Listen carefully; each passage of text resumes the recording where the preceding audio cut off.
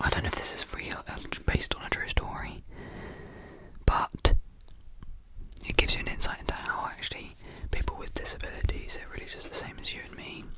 Anyway, that's not the point. So I'm going to read this. I don't know how much I'm going to read because it's split up weirdly. There's chapters, but then there's also chapters within the chapters. So we'll just see how it goes. I don't know how I'm going to do this. I think we'll do it like this. So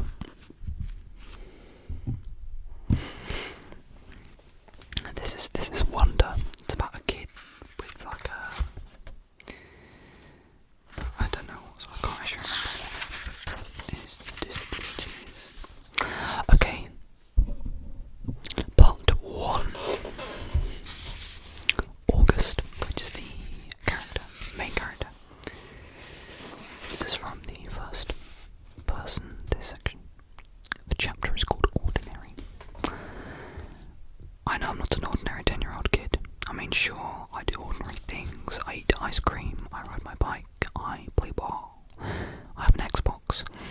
Stuff like that makes me ordinary, I guess. I'm gonna put this back in here.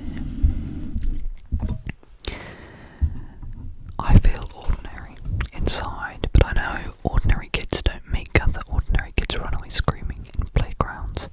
I know ordinary kids don't get stared at wherever they go. If I found a magic lamp and I could have one wish, I would wish that I had a normal face that no one ever noticed at all. I wish that I could walk down the street without people seeing me and then doing that look away thing. Here's what I think. The only reason I'm not ordinary is that no one else sees me that way. But I'm kinda used to how I look by now. I know how to pretend I don't see the faces people make.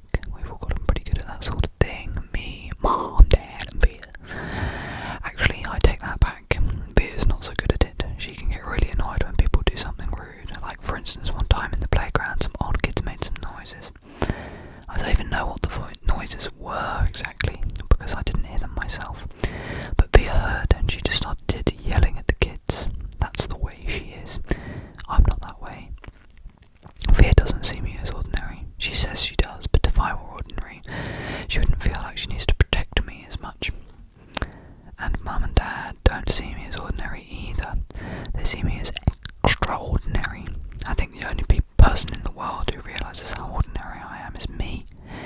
My name is August, by the way. I won't describe what I look like, whatever you're thinking. It's probably worse. Right, okay, that's the first chapter. It's not very long. The book's like decently thick.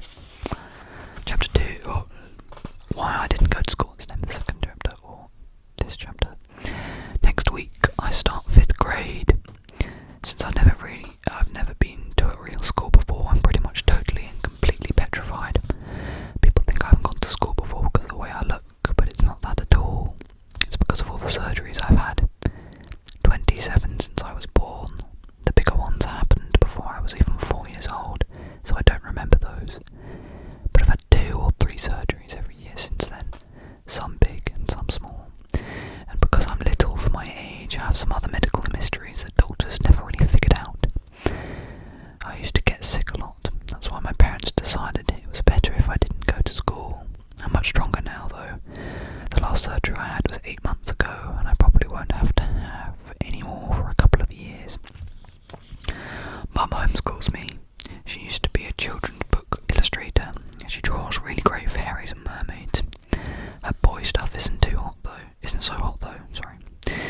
She once tried to draw me, a Darth Vader, but it ended up looking like some weird mushroom-shaped robot.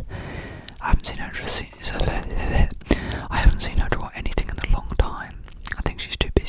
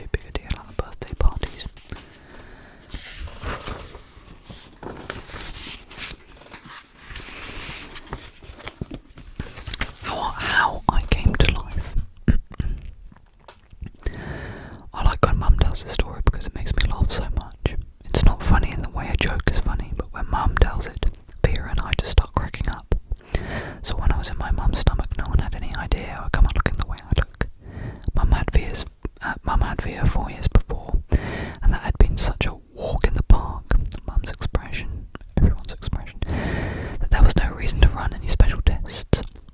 About 2 months before I was born, the doctors realised there was something wrong with my face, but they didn't think it was going to be bad. They told Mum and Dad I had a cleft palate and some other stuff was going on. They call it small anomalies. Cleft palate is like the lip thing, isn't it? There were 2 nurses in the delivery room that night. I was brought in the room. Oh my god, I can't read. There were 2 nurses in the delivery room the night I was born. One was very nice and sweet. The other, Mum said, did not seem at all nice or sweet. She had very big arms, and here comes the funny part. She kept farting. Like she'd bring Mum some ice chips and then fart. She'd check Mum's blood pressure and fart. Mum says it's unbelievable because the nurse never even said excuse me. Meanwhile, Mum's regular doctor wasn't on duty that night, so Mum got stuck with this cranky kid doctor she and Dad nicknamed Doogie after some old TV show or something. But Mum says that even though everyone in the room was kind of grumpy, Dad kept making her laugh all night long. When I came out of Mum's stomach, she said the whole room got very quiet. Mum didn't even get a chance to look at me because the nurse immediately rushed me out of the room. Dad was in such a hurry to follow her that he dropped the video camera, which broke into a million pieces. And then Mum got very upset and tried to get out of the bed to see where they were going. But the farting nurse put her very big arms on Mum to keep her down in the bed. They were practically fighting because Mum was hysterical and the farting nurse was yelling at her to stay calm. And then they both started screaming at the doctor, but guess what? He had fainted, right on the floor. So when the farting nurse saw that he had fainted, she started pushing him with her foot to wake him up, yelling at him the whole time, what kind of doctor are you? What kind of doctor are you? Get up, get up! And then all of a sudden she let out the biggest, loudest, smelliest fart in the history of farts. Mum thinks it's actually the fart that finally woke up. Mum thinks it was actually the fart that finally woke the doctor up. Anyway, when Mum tells the story, she acts out all the parts, including the farting noises, and it's so funny. Mum says the farting nurse turned out to be a very nice woman. She stayed with Mum the whole time, didn't leave her side even until Dad came back and the doctors told her how sick I was. Mum remembers exactly what the nurse whispered in her ear when the doctor told her I probably wouldn't live through the night. Everyone born of God overcometh the world. And the next day, after I had lived through the night, it was that nurse who held Mum's hand when they brought her to meet me for the first time. Mum says by then they had told her all about me. She'd been preparing herself for the seeing of me, but she says that when she looked down into my tiny mushed up face for the first time, all she could see was how pretty my eyes were. Mum is beautiful, by the way, and Dad is handsome. Vera is pretty, in case you're wondering. What do you want? Christopher's house. I was really bummed when Christopher moved away 3 years ago. We were both around 7 then. We used to spend hours playing with our Star Wars action figures and dueling with our lightsabers. I miss that. Last spring we drove over to Christopher's house in Bridgeport. Me and Christopher were looking for snacks in the kitchen, and I heard Mum talking to Lisa, Christopher's mum, about going to school in the autumn. I had never ever heard her mention school before. What are you talking about? I said. Mum looked surprised, like she hadn't meant for me to hear that. You should tell him what you've been thinking, Isabel, Dad said. He was on the other side of the living room talking to Christopher's dad. We should talk about this later, said Mum. No, I want to know what you're talking about, I answered. Don't you think you're ready for school, Oggy? Mum said. No, I said. I don't either, said Dad. Then that's it, case closed, I said, shrugging, and I sat in her lap like I was a baby.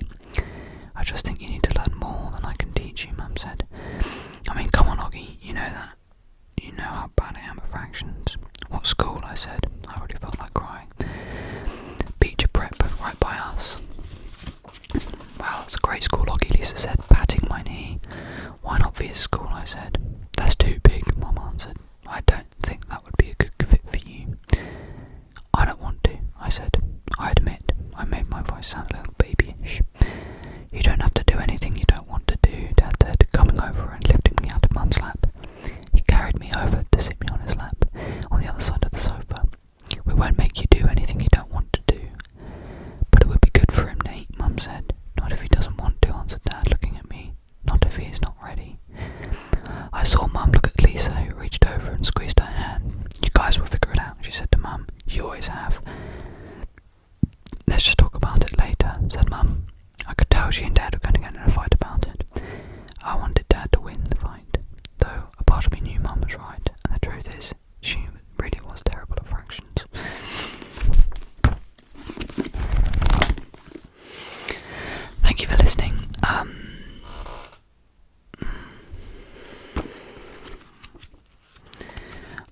make sure I have